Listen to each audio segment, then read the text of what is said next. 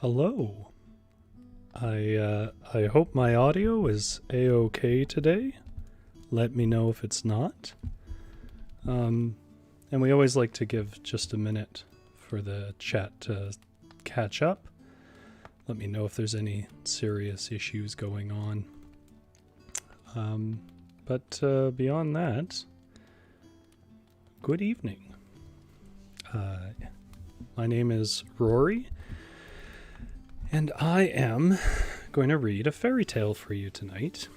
And that's what we do here each Tuesday at 6:30. I'm a writer for a group of Vancouver writers called the Varietal Literature. And if you want to look at some of our own stories, they're down in the description. Varietal-literature.com. Oh, good. Suki says the sound is working. Thank you, Suki. And let me know if the mix is off or anything like that. As we've covered before, unfortunately, it's hard to know on streams how I'm coming out. if you haven't been here before, absolutely thank you for dropping by. Stay for as long as you can. The streams are recorded and put up on the YouTube channel, so you can come back and watch them at your own leisure. So this is going to be just a chill stream where we watch a fire, which I'm just kindling down below us here, and we read a bit of an old classic fairy tale. And today, as you can see on the screen, we are going to read The Little Mermaid. Now, obviously, almost everyone knows The Little Mermaid for the Disney movie, which this is very much based on. And they're, unlike a lot of tales that we've looked at in our previous weeks, which are also up on the channel if you haven't seen them.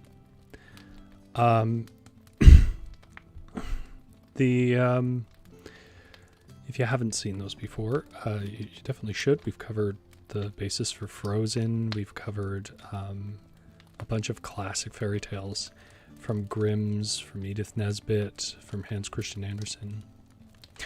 But this one, obviously, is very recognizable. And actually, The Little Mermaid was the first movie I saw in theaters, or at least the first one I remember.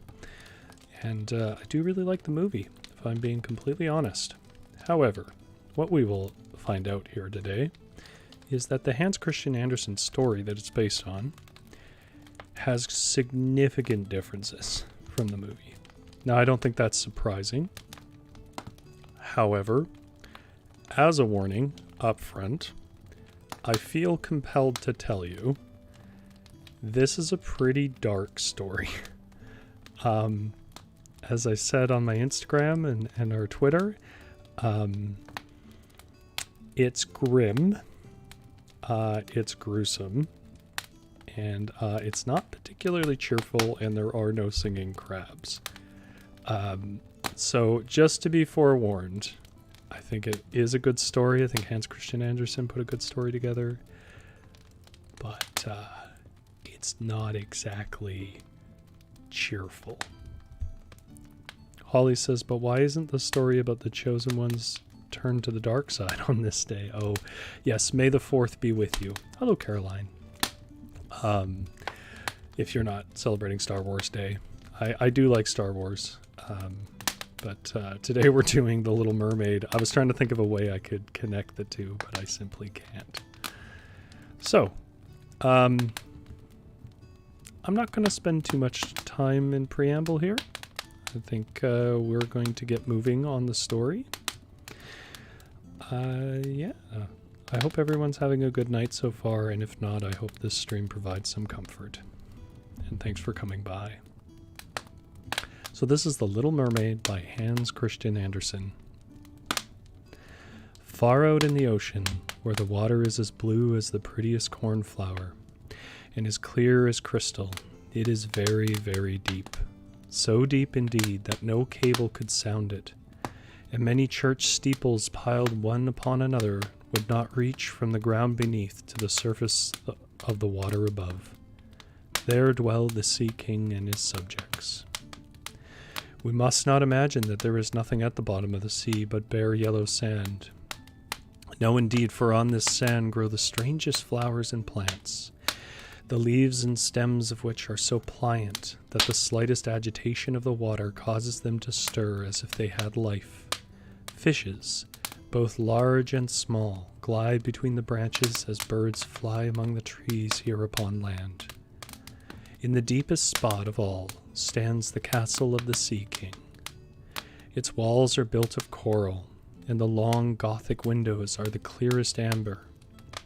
The roof is formed of shells that open and close as the water flows over them. Their appearance is very beautiful, for in each lies a glittering pearl, which would be fit for the diadem of a queen.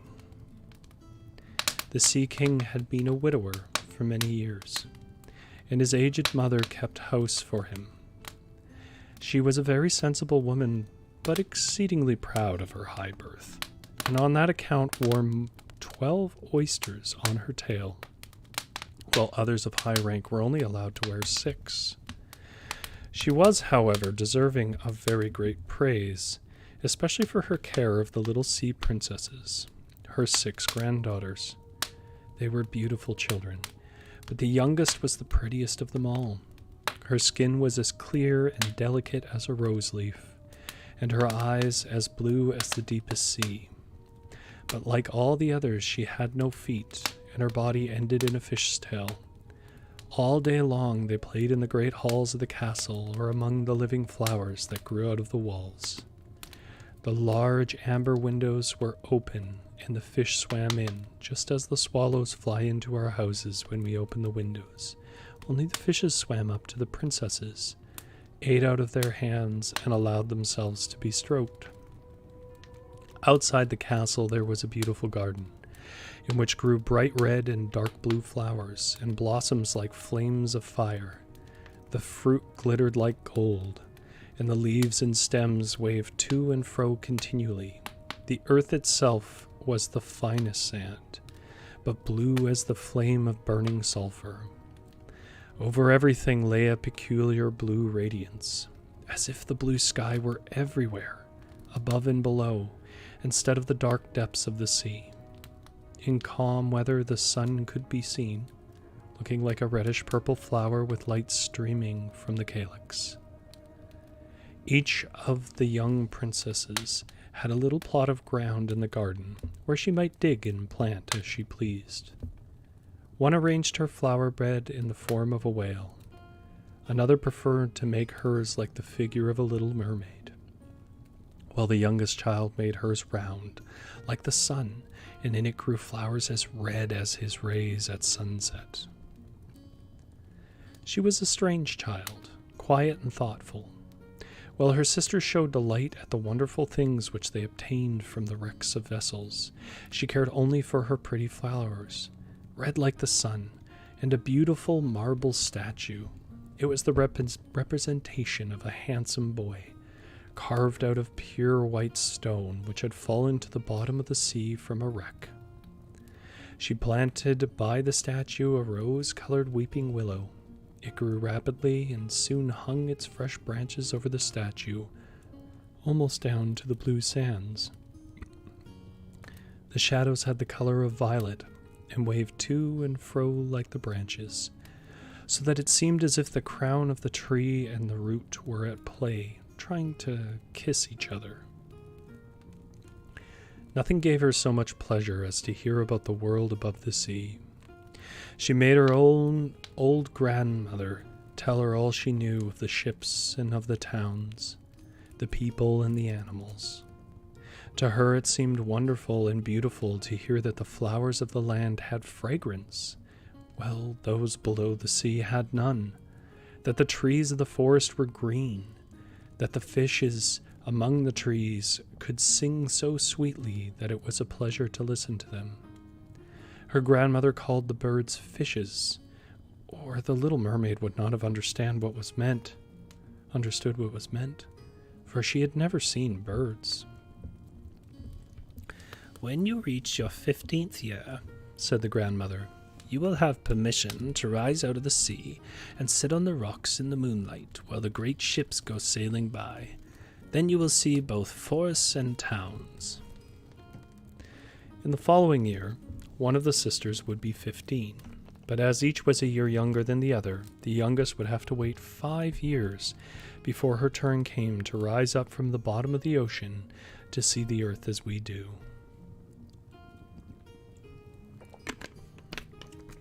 Pardon me. However, each promised to tell the others what she saw on her first visit, and what she thought was most beautiful. Their grandmother could not tell them enough. There were so many things about which they wanted to know. None of them longed so much for her turn to come as the youngest, she who had the longest time to wait, and who was so quiet and thoughtful. Many nights she stood by the open window, looking up through the dark blue water and watching the fishes as they splashed about with their fins and tails.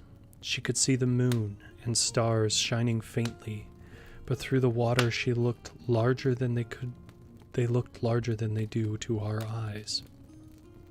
When something like a black cloud passed between her and them, she knew it was either a whale swimming overhead, or a ship full of human beings who never imagined that a pretty little mermaid was standing beneath them, holding out her white hands towards the keel of their ship. At length the eldest was 15, and was allowed to rise to the surface of the ocean. When she returned, she had hundreds of things to talk about.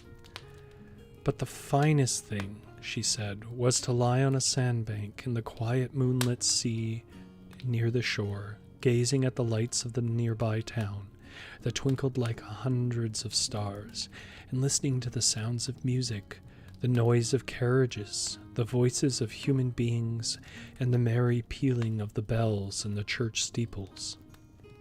Because she could not go near all these wonderful things, she longed for them all the more. Oh, how eagerly did the youngest sister listen to all these descriptions! And afterwards, when she stood at the open window looking up through the dark blue water, she thought of the great city, with all its bustle and noise, and even fancied she could hear the sound of the church bells down in the depths of the sea. In another year, the second sister received permission to rise to the surface of the water, and to swim where she pleased. She rose just as the sun was setting, and this, she said, was the most beautiful sight of all. The whole sky looked like gold and violet and rose-colored clouds, which she could not describe, drifted across it. And more swiftly than the clouds flew a large flock of wild swans towards the setting sun, and like a long white veil across the sea, she also swam towards the sun, but it sank into the waves, and the rosy tints faded from the clouds and from the sea. The third sister's turn followed, and she was the boldest of them all, for she swam up a broad river that emptied into the sea. On the bank she saw green hills covered with beautiful vines, and palaces and castles peeping out from amid the proud trees of the forest. She heard birds singing and felt the rays of the sun so strongly that she was obliged often to dive under the water to cool her burning face. In a narrow creek she found a large group of little human children, almost naked, sporting about in the water. She wanted to play with them, but they fled in a great fright. Then a little black animal. It was a dog, but she did not know it, for she had never seen one before, came to the water and barked at her so furiously that she became frightened and rushed back to the open sea. But she said she should never forget the beautiful forest, the green hills, and the pretty children who could swim in the water although they had no tails. Katara says, I love that she is the quiet and thoughtful one, not at all like the Disney version. No, not at all. Also, apparently there's no music underwater. The fourth sister was more timid. She remained in the midst of the sea, but said it was quite beautiful there as nearer the land. Quite as beautiful there as nearer the land. She could see many miles around her, and the sky above looked like a bell of glass. She'd seen the ships, but at such a great distance that they looked like seagulls. The dolphins sported in the waves, and the great whales spouted water from their nostrils till it seemed as if 100 fountains were playing in every direction. The fifth sister's birthday occurred in the winter, so when her turn came she saw what the others had not seen the first time they went up. The sea looked quite green, and large icebergs were floating about, each like a pearl, she said, but larger and loftier than the churches built by men. They were of the most singular shape, and glittered like diamonds. She had seated herself on one of the largest and let the wind play with her long hair. She noticed that all the ships sailed past very rapidly, steering as far away as they could, as if they were afraid of the iceberg. Towards evening, as the sun went down, dark clouds covered the sky. The thunder rolled.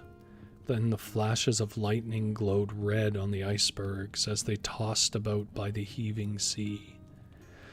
On all the ships the sails were reefed with fear and trembling, while she sat on the floating iceberg, calmly watching the lightning as it darted its forked flashes into the sea.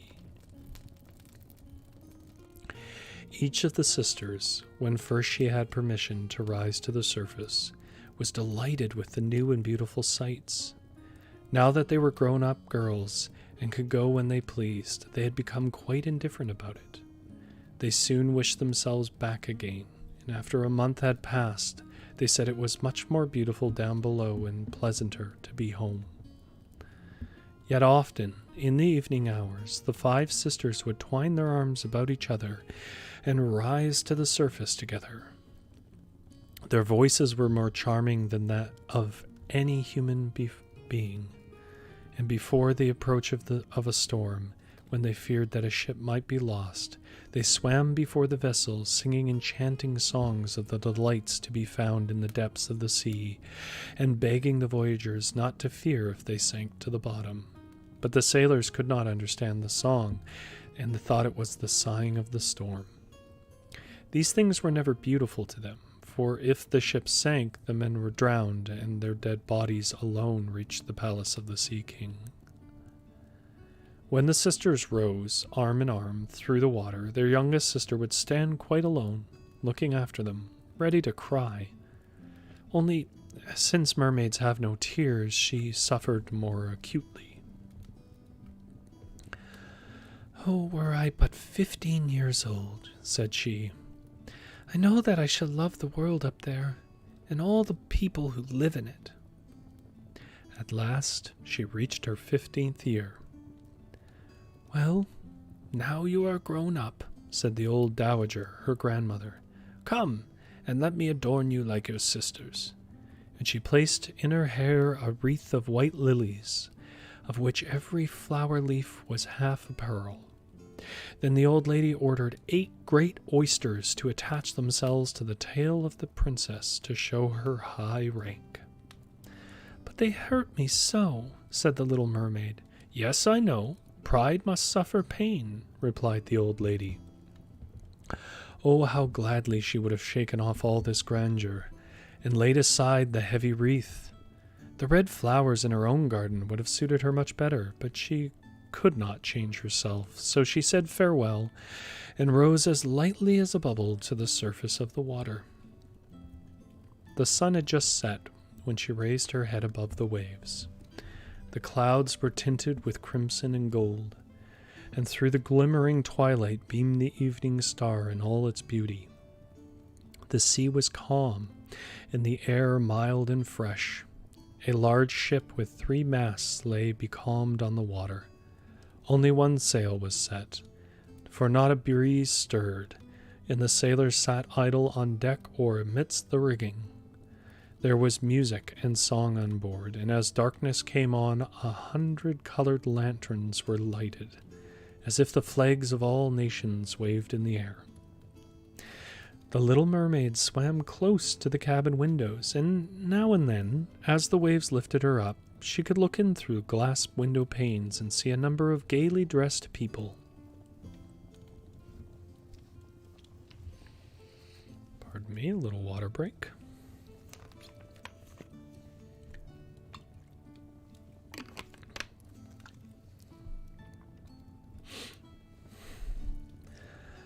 Among them, and the most beautiful at all, was a young prince with large black eyes. He was 16 years of age, and his birthday was being celebrated with great display. The sailors were dancing on deck, and when the prince came out of the cabin, more than 100 rockets rose in the air, making it as bright as day. The little mermaid was so startled that she dived under water, and when she again stretched out her head, it looked as if all the stars of heaven were falling around her. I'm surprised it wasn't too loud for her, honestly.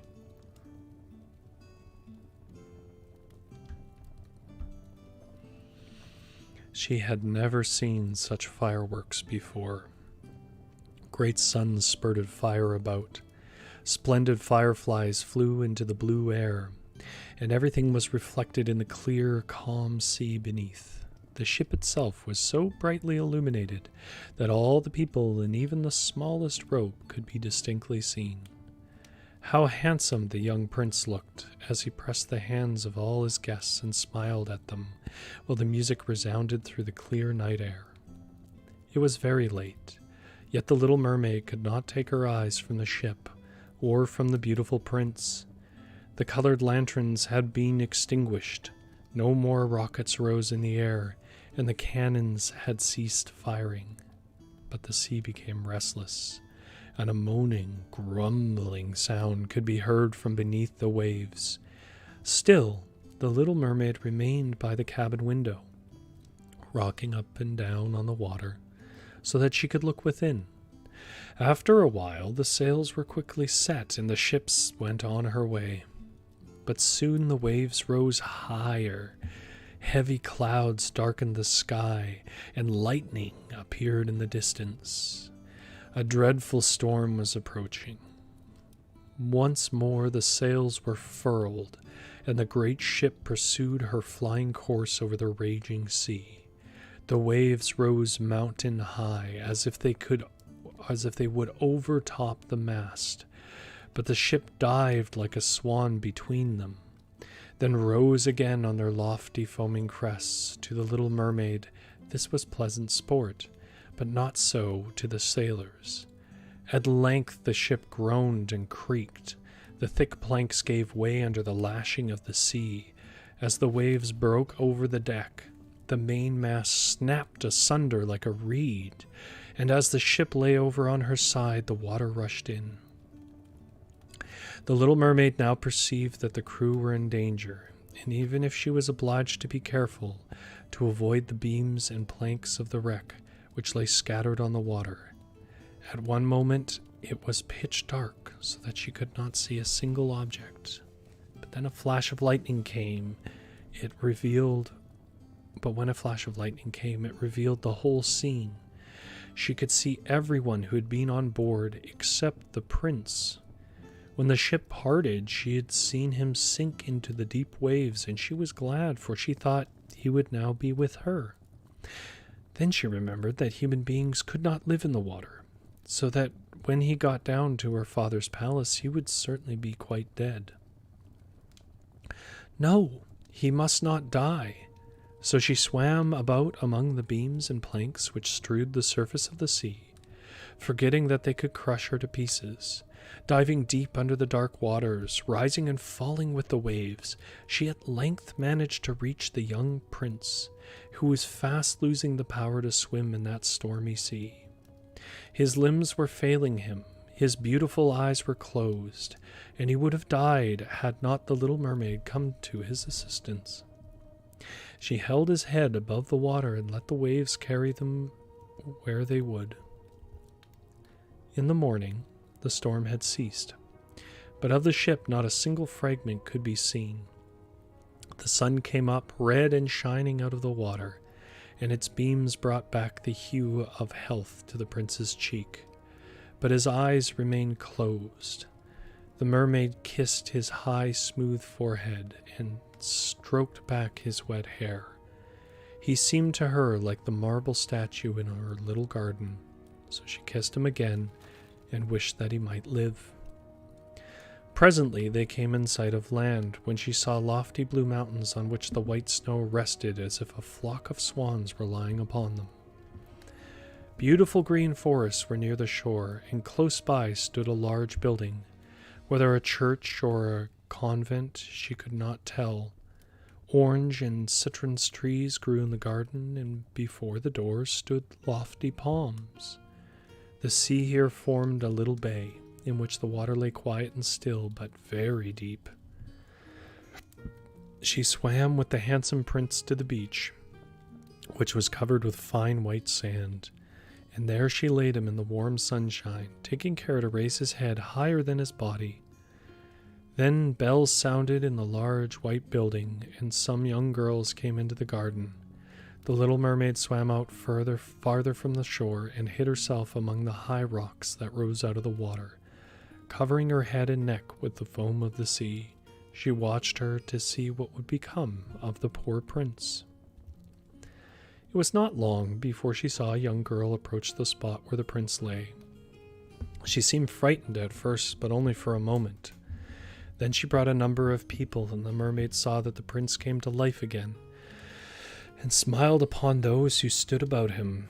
But to her he sent no smile. He knew not that she had saved him. This made her very sorrowful, and when she was led away into the great building, she dived down into the water and returned to her father's castle. She had always been silent and thoughtful, and now she was more so than ever. Her sisters asked her what she had seen during her first visit to the surface of the water, but she could tell them nothing. Many an evening and morning did she rise to the place where she had left the prince. She saw the fruits in the garden ripen, and watched them gathered. She watched the snow on the mountain tops melt away, but never did see the prince, and therefore she always returned home more sorrowful than before. It was her only comfort to sit in her own little garden and fling her arm around the beautiful marble statue, which was like the prince. She gave up tending her flowers, and they grew in wild confusion over the paths, twining their long leaves and stems round the branches of the trees, so that the whole place became dark and gloomy. At length she could bear it no longer, and told one of her sisters all about it. Then the others heard the secret, and very soon it became known to several mermaids, one of whom had an intimate friend who happened to know the prince. She had also seen the festival on board the ship, and she told them where the prince came from and where his palace stood. "Come, little sister," said the other princesses. Then they entwined their arms and rose together to the surface of the water, near the spot where they knew the prince's palace stood. It was built of bright yellow, shining stone, and had long flights of marble steps, one of which reached quite down to the sea. Splendid gilded cupolas rose over the roof, and between the pillars that surrounded the whole building stood lifelike statues of marble. Through the clear crystal of the lofty windows could be seen noble rooms with costly silk curtains and hangings of tapestry, and walls covered with beautiful paintings.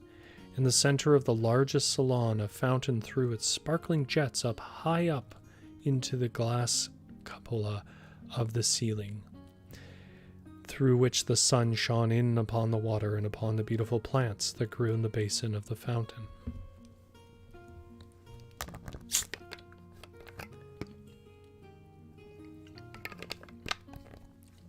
So far, it's not that far off of how the Disney one goes. We're going to start to see a bit of a shift, though, away from that one. Now that the little mermaid knew where the prince lived, she spent many an evening and many a night on the water near the palace. She would swim much nearer the shore than any of the others had ventured, and when she went up the narrow channel under the marble balcony, which threw a broad shadow on the water, here she sat and watched the young prince, who thought himself alone in the bright moonlight.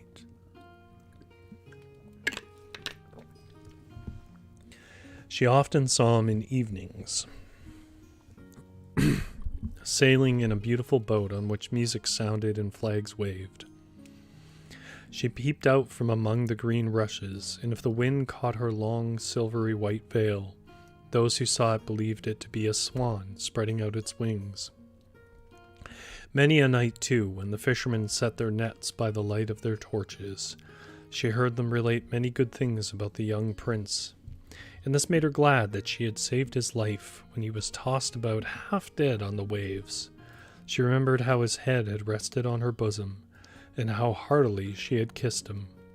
But he knew nothing of all this, and could not even dream of her. She grew and more to like human beings, and wished more and more to be able to wander about with those whose worlds seemed to be so much larger than her own. They could fly over the sea in ships and mount the high hills which were far above the clouds, and the lands they possessed, their woods and their fields, stretched far away beyond the reach of her sight. There was so much that she wished to know, but her sisters were unable to answer all her questions. She then went to her old grandmother, who knew all about the upper world, which are rightly called the lands above the sea. If human beings are not drowned, asked the little mermaid, can they live forever? Do they never die, as we do here in the sea? Yes, replied the old lady, they must also die, and their term of life is even shorter than ours. We sometimes live for 300 years, but when we cease to exist here, we have become only foam on the surface of the water, and have not even a grave among those we love. We have not immortal souls. We shall never live again. Like the green seaweed when once it has been cut off, we can never flourish more. Human beings, on the contrary, have souls which live forever. Even after the body has been turned to dust, they rise up through the clear, pure air beyond the glittering stars. As we rise out of the water and behold all the land of the earth, so do they rise to unknown and glorious regions which we shall never see. Why have not we immortal souls? Asked the little mermaid mournfully. I would gladly give all the hundreds of years that I have to live to be a human being for only one day, and to have the hope of knowing the happiness of that glorious world above the stars. You must not think that, said the old woman. We believe that we are much happier and much better off than human beings. So I shall die, said the little mermaid, and as the foam of the sea, I shall be driven about, never again to hear the music of the waves, or to see the pretty flowers, or the red sun. Is there nothing I can do to win an immortal soul? No, said the old woman. Unless a man should love you so much that you were more to him than his father or his mother, and if all his thoughts and all his love were fixed upon you, and the priest placed his right hand in yours, and he promised to be true to you here and hereafter, then his soul would glide into your body, and you would obtain a share in the future happiness of mankind. He would give you a soul and retain his own as well, but this can never happen. Your fish's tail, which among us is considered so beautiful, on earth is thought to be quite ugly. They do not know any better, and they think it necessary, in order to be handsome, to have two stout props which they call legs. It's not exactly a feminist story, by the way. Then the little mermaid sighed and looked sorrowfully at the fish's tail. Let us be happy, said the old lady, and dart and spring about the 300 years that we have to live, which is really quite long enough. And after that we can rest ourselves all the better.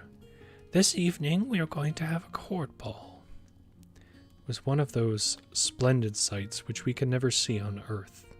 The walls and the ceiling of the large ballroom were thick but transparent crystal. Many hundreds of colossal shells, some of a deep red, others of a grass green, with blue fire in them, stood in rows on each side. These lighted up the whole salon and shone through the walls so that the sea was also illuminated.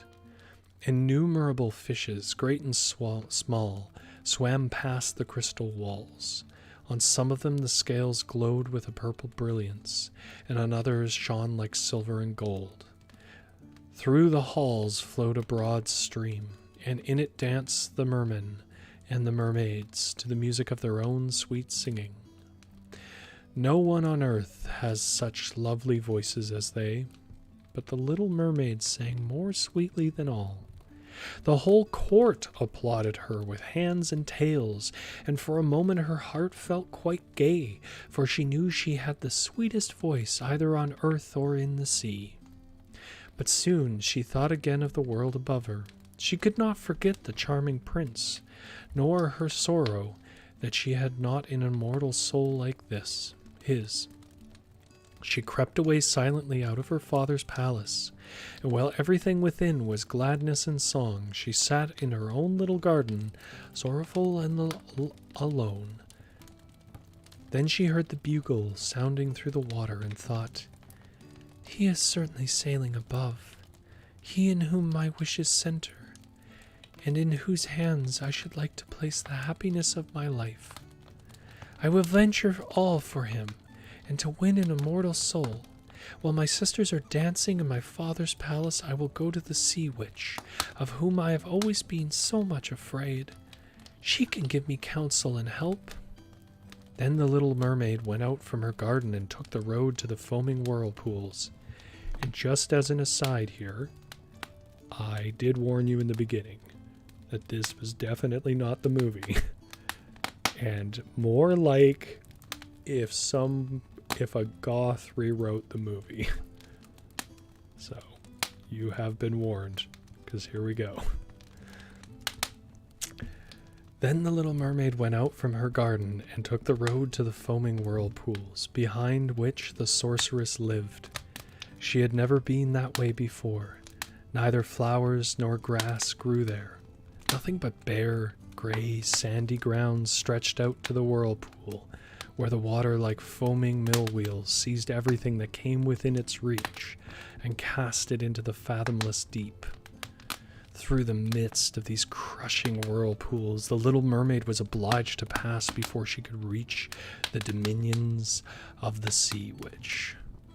Then, for a long distance, the road lay across a stretch of warm, bubbling mire, called by the witch her turf moor. Beyond this was the witch's house, which stood in the center of a strange forest, where all the trees and the flowers were polypi, half animals and half plants. They looked like serpents with hundreds of heads growing out of the ground. The branches were long, slimy arms with fingers like flexible worms, moving limb after limb from the root to the top. All that could be reached in the sea they seized upon and held fast so it never escaped from their clutches. The little mermaid was so alarmed at what she saw that she stood still and her heart beat with fear. She came very near to turning back, but she thought of the prince and of the human soul for which she longed, and her courage returned. She fastened her long flowing hair around her head so that the polypi should not lay hold of it. She crossed her hands on her bosom, then darted forward as a fish shoots through water, between the supple arms and fingers of the ugly polypi, which were stretched out on each side of her. She saw that they all held in their grasp something that had seized with numerous little arms, which were as strong as iron bands. Tightly grasped in their clinging arms were the white skeletons of human beings who had perished at sea and had sunk down into the deep waters, skeletons of land animals, and oars and rudders and chests of ships. There was even a little mermaid whom they had caught and strangled, and this seemed the most shocking of all to the little princess. She now came to the space of marshy ground in the wood, where large fat water snakes were rolling in the mire and showing their ugly drab-colored bodies. In the midst of this spot stood a house, built of the bones of shipwrecked human beings. There sat the sea witch, allowing a toad to eat from her mouth, just as people sometimes feed a canary with pieces of sugar. She called the ugly water snakes her little chickens and allowed them to crawl all over her bosom. "I know what you want," said the sea witch. "It's very stupid of you, but you shall have your way, though it will bring you to sorrow, my pretty princess. You want to get rid of your fishtail, and to have two supports instead, like human beings on earth, so that the young prince may fall in love with you, and so that you may have an immortal soul." Then the witch laughed so loud and so disgustingly that the toad and the snakes fell to the ground and lay there wriggling. "You are but just in time," said the witch, "for after sunrise tomorrow I should not be able to help you till the end of another year. I will prepare a draft for you, with which you must swim to land tomorrow before sunrise. Seat yourself there and drink it. Your tail will then disappear, shrink up into what men call legs. You will feel great pain, as if a sword were passing through you. But all who see you will say that you are the prettiest little human being they ever saw. You will still have the same floating gracefulness of movement, and no dancer will ever tread so lightly. Every step you take, however, will be as if you are treading upon sharp knives, and as if the blood must flow. If you will bear all this, I will help you." "Yes, I will," said the little princess in a trembling voice, as she thought of the prince and the immortal soul. "But think again," said the witch, "for when once your shape has become like a human being, you can no more be a mermaid.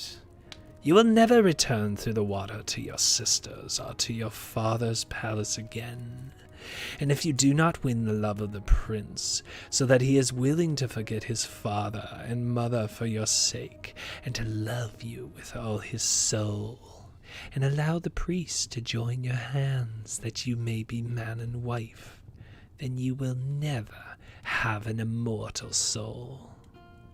The first morning after he marries another, your heart will break, and you will become foam on the crest of the waves." "I will do it," said the little mermaid, and she became as pale as death. "But I must be paid also," said the witch. "And it is not a trifle that I ask. You have the sweetest voice of any who dwell here in the depths of the sea, and you believe that you will be able to charm the prince with it. But this voice you must give to me. The best thing you possess will I have as the price of my costly draft, which must be mixed with my own blood so that it may be as sharp as a two-edged sword." "But if you take away my voice," said the little mermaid, "what is left for me?" "Your beautiful form, your graceful walk, and your expressive eyes. Surely with these you could enchant a man's heart. Well, have you lost your courage? Put out your little tongue, that I may cut it off as payment. Then you shall have the powerful draft." "It shall be," said the little mermaid. "No magic little light bottle here. We're straight up cutting a tongue off." Then the witch placed her cauldron on the fire to prepare the magic draft. "Cleanliness is a good thing," said she, scouring the vessel with snakes which she had tied together in a large knot. Then she pricked herself in the breast and let the black blood drop into the cauldron. The steam that rose twisted itself into such horrible shapes that no one could look at them without fear. Every moment the witch threw a new ingredient into the vessel, and when it began to boil, the sound was like the weeping of a crocodile. When at last the magic draft was ready, it looked like the clearest water. "There it is for you," said the witch. Then she cut off the mermaid's tongue, so that she would never again speak or sing. "If the polypi should seize you as you return to the woods," said the witch, "throw over them a few drops of the poison, and their fingers will be torn into 1,000 pieces." But the little mermaid had no occasion to do this, for the polypi sprang back in terror when they caught sight of the glittering draft, which shone in her hand like a twinkling star. So she passed quickly through the wood and the marsh and between the rushing whirlpools. She saw that in her father's palace the torches in the ballroom were extinguished, and that all within were asleep, but she did not venture to go into them, for now she was dumb, and going to leave them forever she felt as if her heart would break. She stole into the garden, took a flower from the flower bed of each of her sisters, kissed her hand towards the palace 1,000 times, and then rose up through the dark blue waters. The sun had not risen when she came in sight of the prince's palace and approached the beautiful marble steps, but the moon was shone clear and bright. Then the little mermaid drank the magic draught, and it seemed as if a two-edged sword went through her delicate body. She fell into a swoon and lay like one dead. When the sun rose and shone over the sea, she recovered and felt a sharp pain, but before her stood the handsome young prince. He fixed his coal-black eyes upon her so earnestly that she cast down her own, and then became aware that her fish's tail was gone, and that she had a pretty pair of white legs and tiny feet as any little maiden could have. But she had no clothes, so she wrapped herself in her long, thick hair. The prince asked her who she was and whence she came. She looked at him mildly and sorrowfully with her deep blue eyes, but could not speak. He took her by the hand and led her to the palace. And there she is, wrapped in her hair. I'll give you a chance to see that while I get a water break.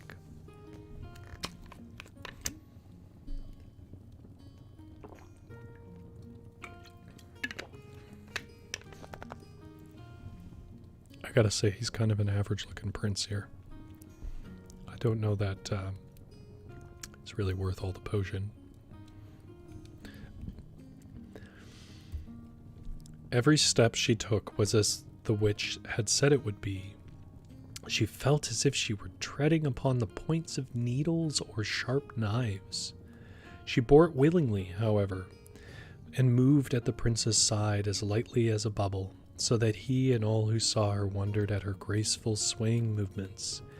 She was very soon arrayed in costly robes of silk and muslin, and was the most beautiful creature in the palace. But she was dumb and could neither speak nor sing. Beautiful female slaves, dressed in silk and gold, stepped forward and sang before the prince and his royal parents. One sang better than all the others, and the prince clapped his hands and smiled at her. This was a great sorrow to the little mermaid, for she knew how much more sweetly she herself once could sing, and she thought, "Oh, if he could only know that I had given away my voice forever to be with him." The slaves next performed some pretty fairy-like dances to the sound of beautiful music. Then the little mermaid raised her lovely white arms and stood on the tips of her toes and glided over the floor, and danced as no one yet had been able to dance. At each moment her beauty was more revealed, and her expressive eyes appealed more directly to the heart than the songs of the slaves. Everyone was enchanted, especially the prince, who called her his little foundling. She danced again quite readily to please him, though each time her foot touched the floor it seemed as if she trod on sharp knives. The prince said she should remain with him always, and she was given permission to sleep at his door on a velvet cushion. Well, thanks, Prince. He had a page's dress made for her that she might accompany him on horseback. They rode together through the sweet-scented woods, where the green boughs touched their shoulders, and the little birds sang among the fresh leaves.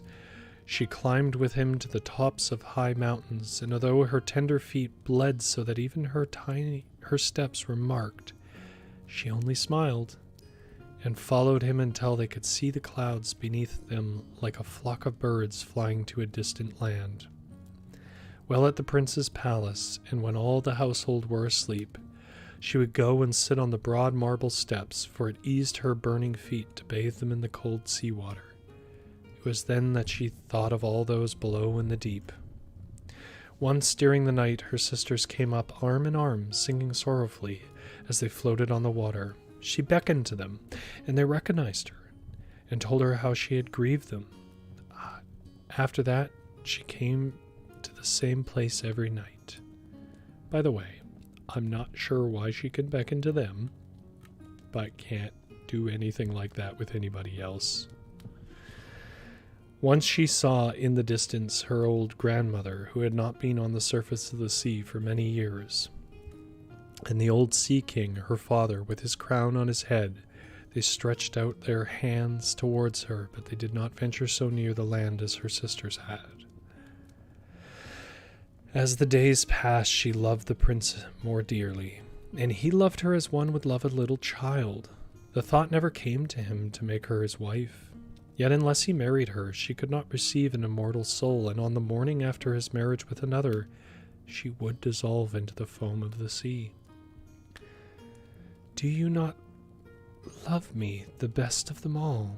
The eyes of the little mermaid seemed to say when he took her in his arms and kissed her fair forehead. Yes, you are dear to me, said the prince, for you have the best heart, and you are the most devoted to me. You are like a young maiden whom I once saw, but whom I shall never meet again. I was in a ship that was wrecked, and the waves cast me ashore near a holy temple where several young maidens performed the service. The youngest of them found me on the shore and saved my life. I saw her but twice. She is the only one in the world whom I could love. But you are like her, and you have almost driven her image from my mind.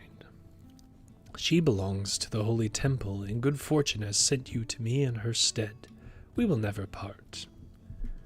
Ah, he knows not that it was I who saved his life, thought the little mermaid. I carried him over the sea to the wood where the temple stands. I sat beneath the foam and watched till the human beings came to help him. I saw the pretty maiden that he loves better than he loves me. The mermaid sighed deeply, but she could not weep.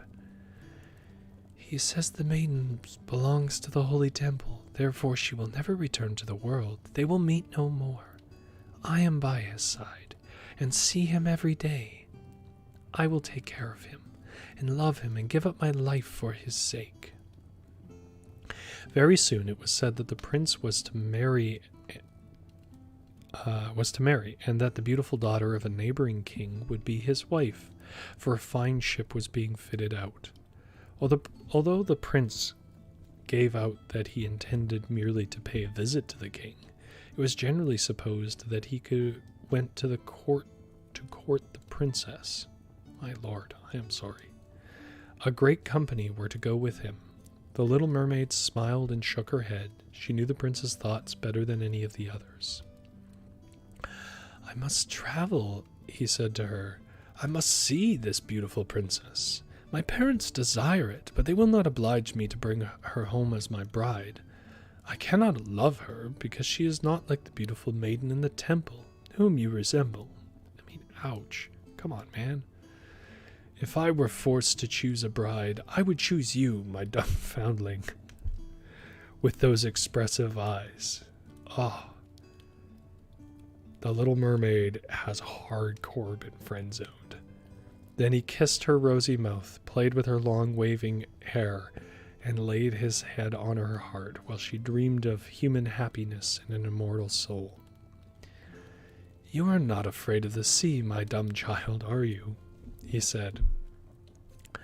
I know that dumb in this sense means like unable to speak, but man, I just can't help but read it in a modern way. As they stood on the deck of the noble ship which was to carry them to the country of the neighboring king. Then he told her of storm and of calm, of strange fishes in the deep beneath them, and of what the divers had seen there. She smiled at his descriptions, for she knew better than anyone what wonders were at the bottom of the sea. In the moonlight night, when all were on board were asleep except the man at the helm, she sat on deck, gazing down through the clear water. She thought she could distinguish her father's castle, and upon it her aged grandmother, with the silver crown upon her head, looking through the rushing tide at the keel of the vessel. Then her sisters came up on the waves and gazed at her mournfully. wringing their white hands. She beckoned to them and smiled, and wanted to tell them how happy and well off she was. But the cabin boy approached, and when her sisters dived down, he thought what he saw was only the foam of the sea. The next morning, the ship sailed into the harbor of a beautiful town belonging to the king, whom the prince was going to visit. The church bells were ringing. From the high towers sounded a flourish of trumpets. The soldiers with flying colors and glittering bayonets lined the roads through which they passed. Every day was a festival, balls and entertainments following one another, but the princess had not yet appeared. People said that she'd been brought up and educated in a religious house, where she was learning every royal virtue.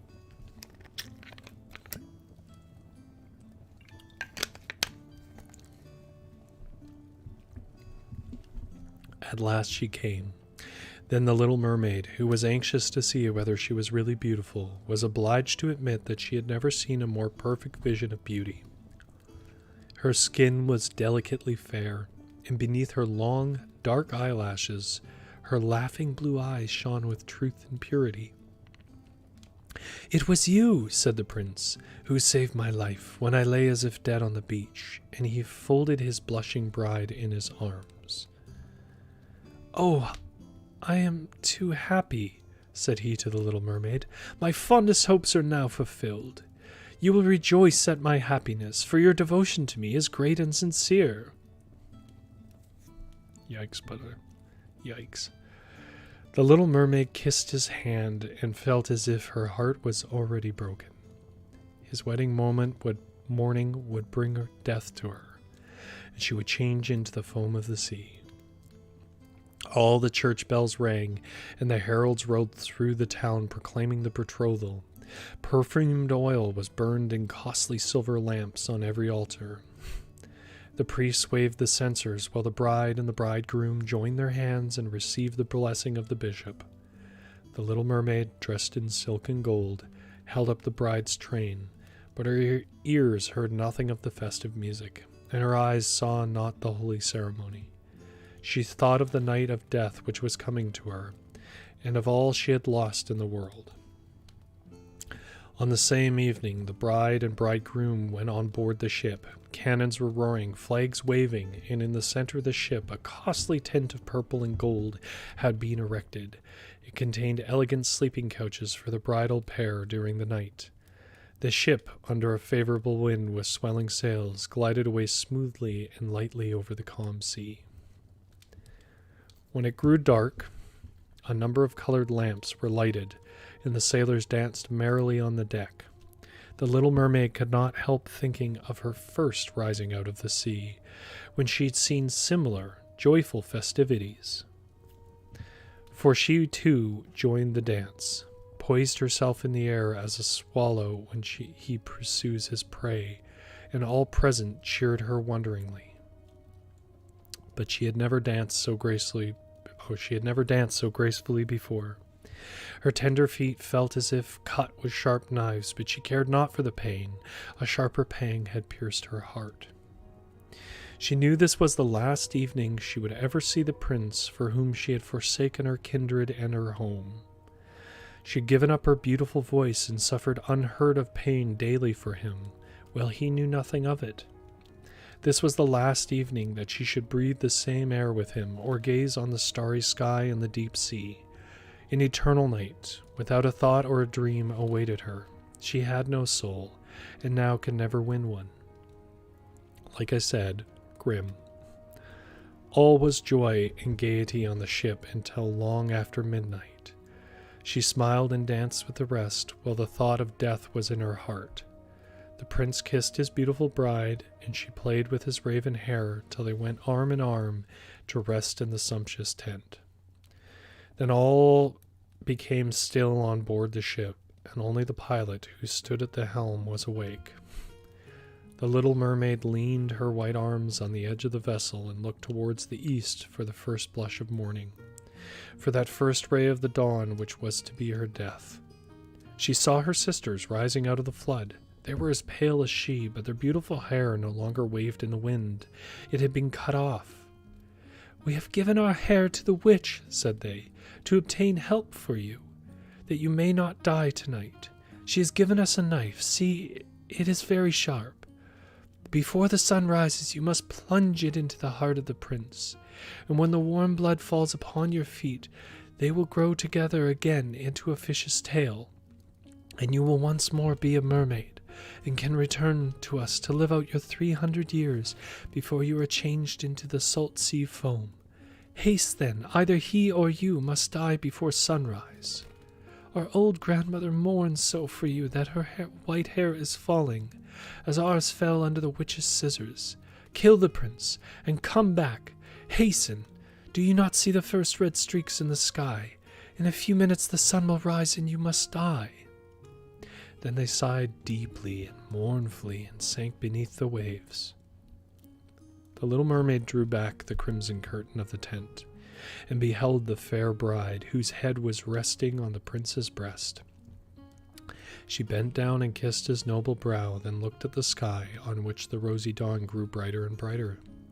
She glanced at the sharp knife, and again fixed her eyes on the prince, who whispered the name of his bride in his dreams. She was in his thoughts, and the knife trembled in the hand of the little mermaid, but she flung it far from her into the waves. The water turned red where it fell, and the drops that spurted up looked like blood. She cast one more lingering, half-fainting glance at the prince, then threw herself from the ship into the sea, and felt her body dissolving into foam. The sun rose above the waves, and his warm rays fell on the cold foam of the little mermaid, who did not feel as if she were dying. She saw the bright sun and hundreds of transparent, beautiful creatures flowing around her. She could see through them the white sails of ships and the red clouds in the sky. Their speech was melodious, but could not be heard by mortal ears, just as their bodies could not be seen by mortal eyes. The little mermaid perceived that she had a body like theirs, and that she continued to rise higher and higher out of the foam. "Where am I?" asked she, and her voice sounded ethereal, like the voices of those who were with her. No earthly music could imitate it. "Among the daughters of the air," answered one of them. "A mermaid has not an immortal soul, nor can she obtain one unless she wins the love of a human being. On the will of another hangs her eternal destiny.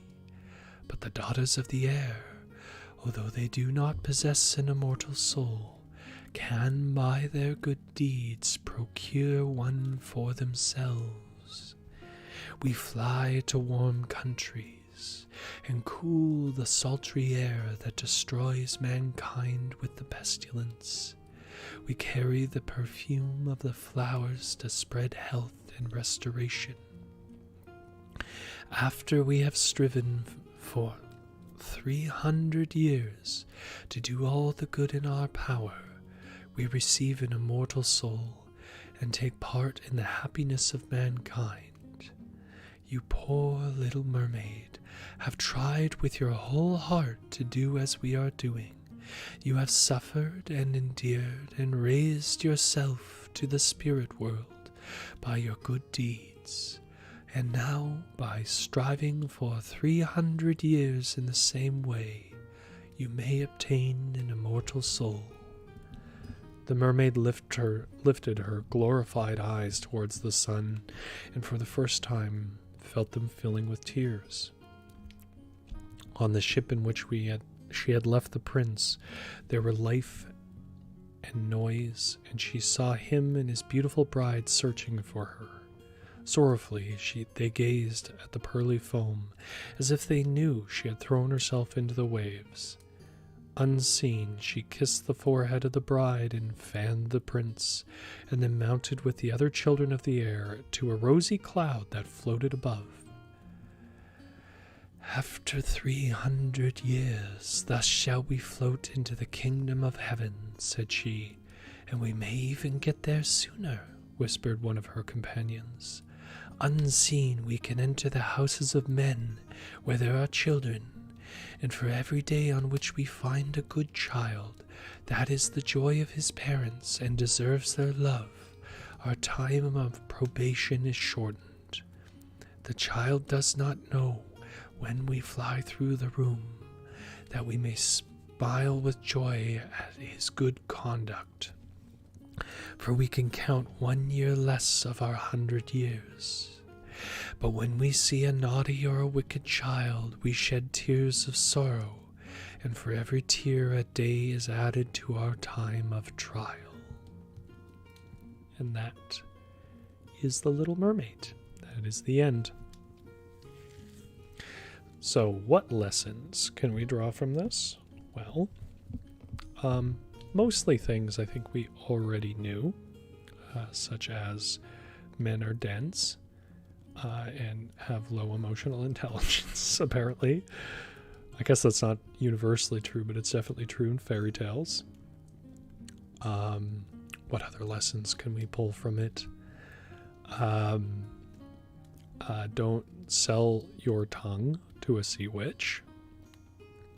Oh, and of course, this odd final paragraph where much of the sympathy of the story seems to be built around the idea that it's a way to get kids to act nicely.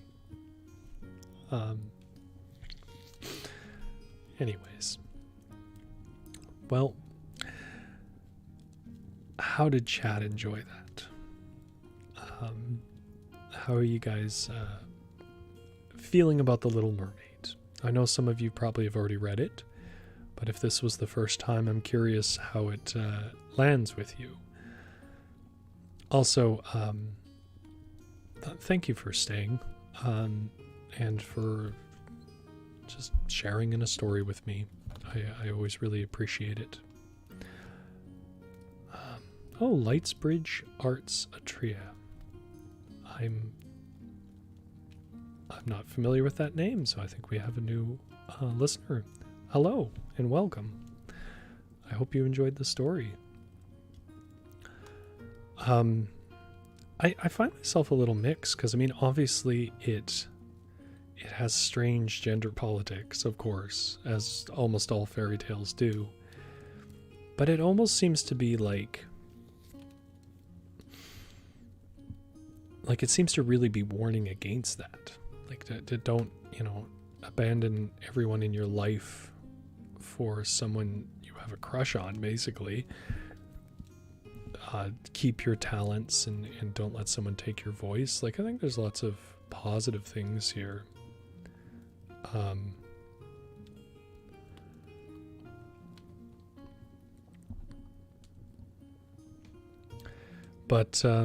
Yeah. I actually quite liked this story. I didn't find it very strange. Well, I mean, I found it strange, but I like the story. Well, if you don't already,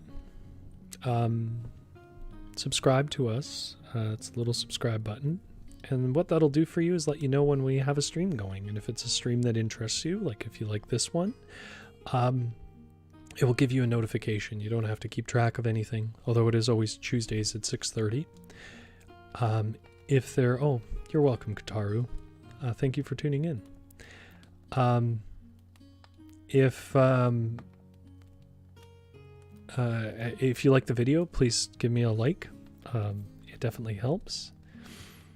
Suki said that was awesome. Thank you so much. I kind of like the more sad, honest endings, to be honest. Kataru made a good point that in many ways it's a happy ending for her, because I think it's easy to forget that she was genuinely sad, and she was always sad about two things: that she couldn't be with the prince, which is why she wanted to be up there, but also that she wanted an immortal soul, and regardless of your beliefs in the soul or anything like that, it was very important to her. And I think in many ways the story is about how, like, that is always going to be more important than some dude. Yeah, I don't know that the ending is as depressing as it could be. It's not as depressing as the Tin Soldier. My God, that was depressing. Um, I think justified. Like it definitely hits the right emotional points for the story that it was. But man, that was a gut punch. The Steadfast Hinge Soldier was a gut punch of a story. This isn't quite that, but it is really grim. And it really, by about the second act, starts to pinwheel on the grimness.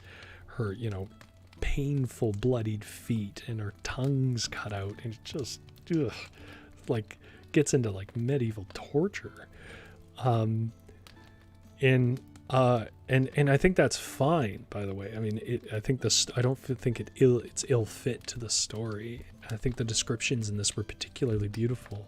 However, as a person who came from a little girl singing Jamaican-esque music with a crab and a yellow fish, it was a tone shift.